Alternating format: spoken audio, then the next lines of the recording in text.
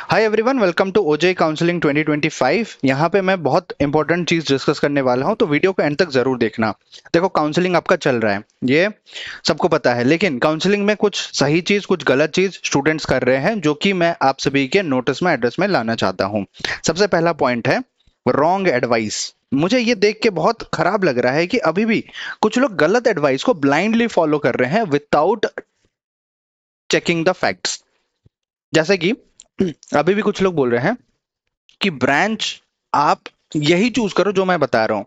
This is very wrong advice. क्यों बता रहा हूँ? देखो, ब्रांच इज नॉट समथिंग कि कोई अगर बोलेगा ये अच्छा है तो वो अच्छा हो गया।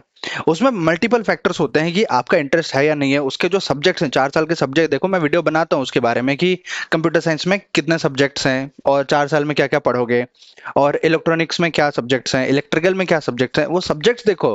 कोई बोलेगा मैकेनिकल इंजीनियरिंग बेस्ट है और आपको फिजिक्स पता ही नहीं है, आप कैलकुलेशन कर ही नहीं पाओगे, आपका बेसिक स्ट्रांग नहीं है, तो जाके आपका बैक पेपर लगेगा। ओजे काउंसलिंग में अगर कुछ आपको मदद चाहिए तो मैं आपको बता देना चाहूंगा, कॉलेज दोस्त, मैं प्रीवियस वीडियो में भी बताया था, ये व्हाट्सएप चैटबॉट है। सिंपल, आपको कुछ पैसा नहीं देना है, डिस्क्रिप्शन में लिंक मिलेगा, वो लिंक पे क्लिक कर लो।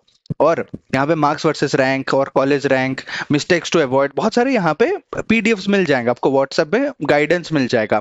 तो सिंपली उसको क्लिक करना है, डिस्क्रिप्शन में जो लिंक है, और चैट करना है। आपको डिटेल पूछा जाएगा, क्या रैंक है, आपका नाम क्या है, हाय हेलो। उसके बाद डायरेक्टली वो पीडीएफ आपको सेंड कर देगा। ठीक है, सो उसका फायदा आप उठा सकते हो।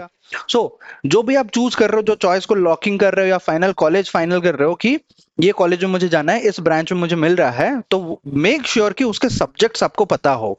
और आपको पता है कि इंडियन एजुकेशन सिस्टम बहुत पुराना है एंड यहाँ पे उतना लेटेस्ट टेक्नोलॉजी चेंजेस नहीं होगा।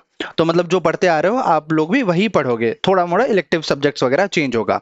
But what you can do, you should avoid wrong advice. कोई कुछ बोल रहा है तो उसको ब्लाइंडली मत लो, डू योर ओन रिसर्च।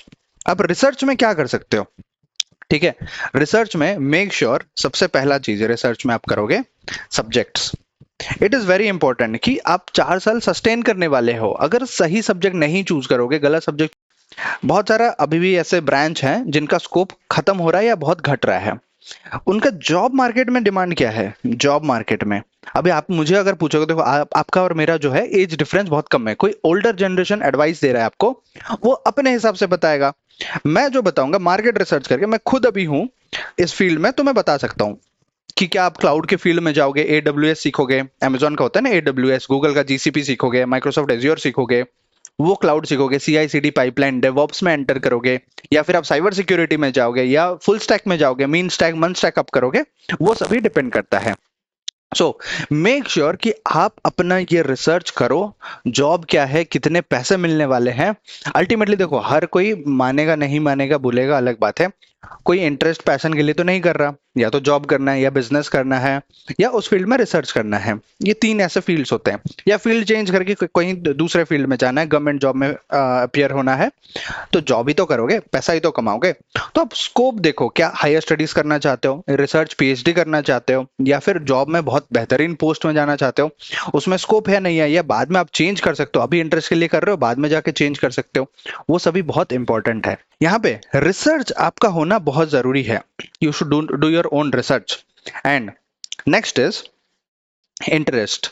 बहुत लोग बोलते हैं कि मेरा इंटरेस्ट तो है लेकिन इसमें मैं सस्टेन नहीं कर पाऊंगा। बहुत लोग को, जैसे एरोस्पेस है, एरोस्पेस ब्रांच अभी रिसेंटली आया है ओयूटीआर में, उसके बारे में डिटेल बनाऊंगा। मैंने लिख के रखा है यहाँ पे, कहाँ पे गया, Akash Das, yes, what are the subjects in aerospace engineering for BTech. ठीक है, अभी रिसेंटली उसका वीडियो बनाना है। बट मैं बता रहा हूँ कि बहुत लोगों को इंटरेस्ट है गैजेट्स वगैरह में, बट बस इंटरेस्ट होने से कुछ नहीं होता। उसके फंडामेंटल्स, उसके बैकग्राउंड रिसर्च, उसके स्टडीज, वो सब तो करने पड़ेंगे ना। You can not sit idle कि ठीक है मेरा इंटरेस्ट है मैं कर लूंगा, बट वहां पे जाके जब बैक पेपर आएगा, बैक पेपर मतलब आप समझ रहे हो, सप्लीमेंट्री दे के आपको पास करना पड़ेगा।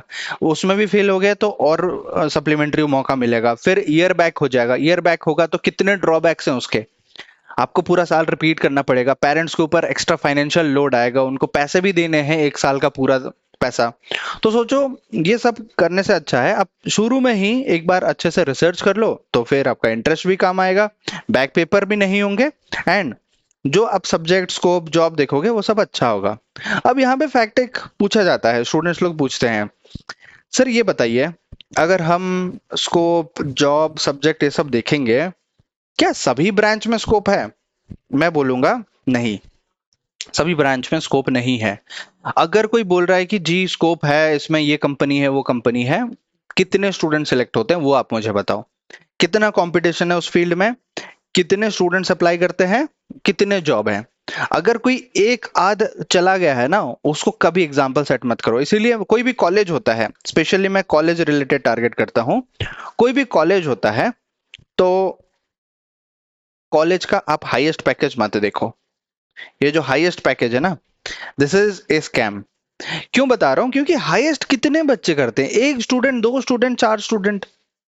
बाकी जो सौ सौ हजार हजार स्टूडेंट वहां पे एडमिशन लिए हैं, उनका क्या पैकेज हो रहा है, वो कॉलेज का आउटपुट हमें पता चलेगा। वी कैन नॉट डायरेक्टली जज कि हाईएस्ट पैकेज अच्छा है तो अच्छा होगा। अरे वो तो स्टूडेंट अपने मेहनत से किया, अपना दिमाग यूज किया, उसमें कॉलेज का क्या रोल है?